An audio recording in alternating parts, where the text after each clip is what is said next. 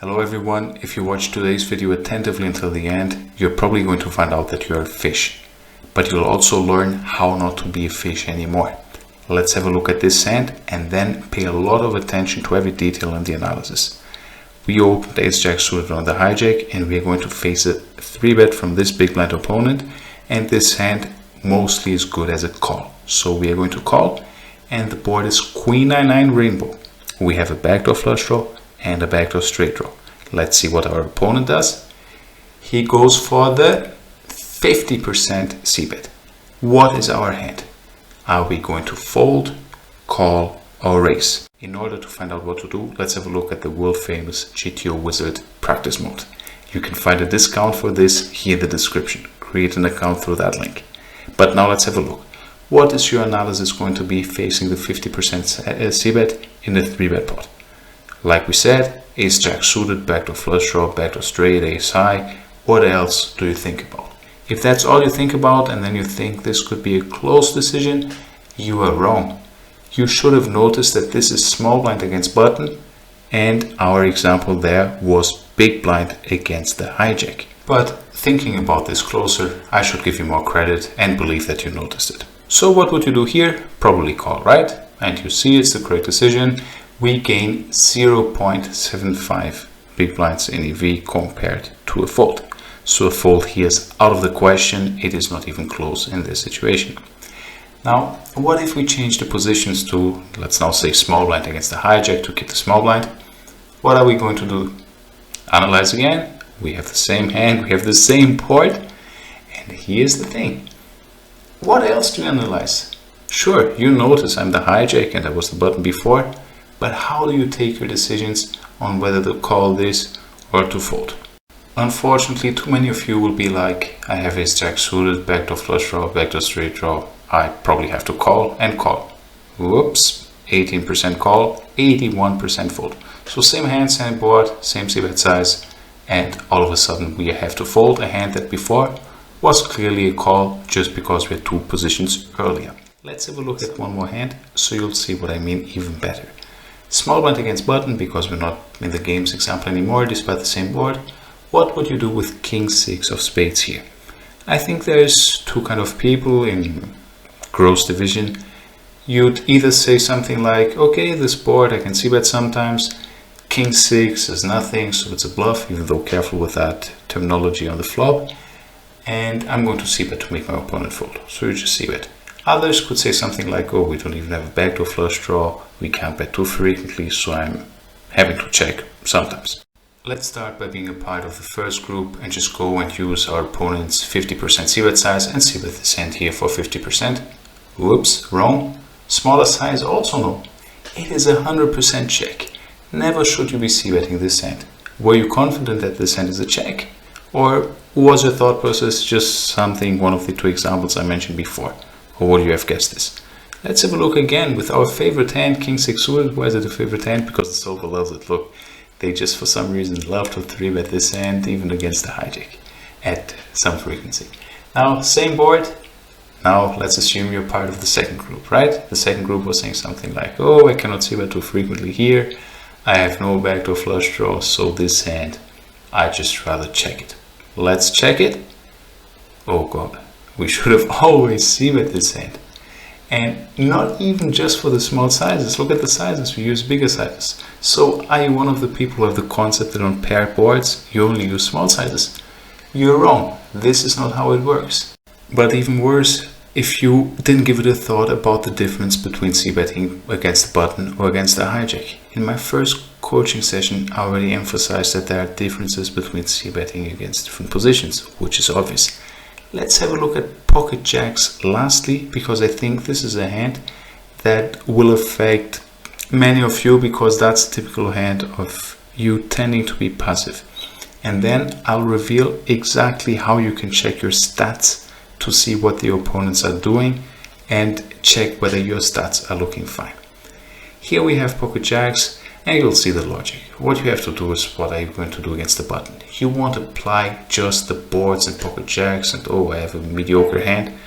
Maybe here against the button. If you check, you see it's fine 60% of the time.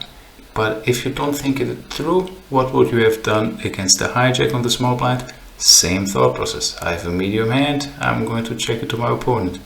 Let's see what happens. Solver doesn't really like it, right? You see it's mostly c-betting pocket jacks just because it's against the hijack and not against the button. Ranges are different. And if ranges are different, the solution is also different on how to play a certain spot. Now to the stats. Here's the print of the stats from the first recreational player I found in my database, and despite small sample, how would you approach to see whether he truly is a recreational player? You'd probably look at VPIP and preflop raise, you'd see high numbers and think this is a recreational player. There's a second way to it, and now I want to distinguish fish to recreational player. Recreational player is just someone who's playing for fun, who doesn't play frequently and just doesn't know what's going on and therefore is a recreational player. But the fish for me is someone who plays several tables, they have some sort of idea what's going on, but they just don't pay attention about theory, they just don't care about basic concepts, and they don't want to talk about the flop. They just want to see whether their river bluff was good, whether they should be bluff catching, but they get bored of seeing something as simple as a flop. But should I really be discussing complex river situations for someone who doesn't even have this positional awareness? Have a look at the recreational players. They also don't have positional awareness. You see raise first. This is one of the lines you can mostly see how recreational someone is. You see early position under the gun, they're opening 48, MP, which is hijack 37, cutoff 44, button 60, and small blind 56. Now, if you pay attention, usually the early positions you open less, but this player here is opening more from under the gun than hijack and about the same from under the gun and the cutoff and slightly more from the button. Recreational players typically open a little bit more from late positions, but overall the stats are closer to each other compared to regular players who will be more aware of the positions and open much tighter in early positions compared to late positions. So check your stats. The ideal pre-flop open raise stats you can find here easily on GTO Wizard. You just check the range and then you see the raise to 17.6%. So this is your opening range from under the gun. Now starting with the simple stats. Have a look at the hijack next position and you see the open percentage is 21.5% of the range. So see how the range is increasing steadily. On the cutoff we are opening 29.3% of our range.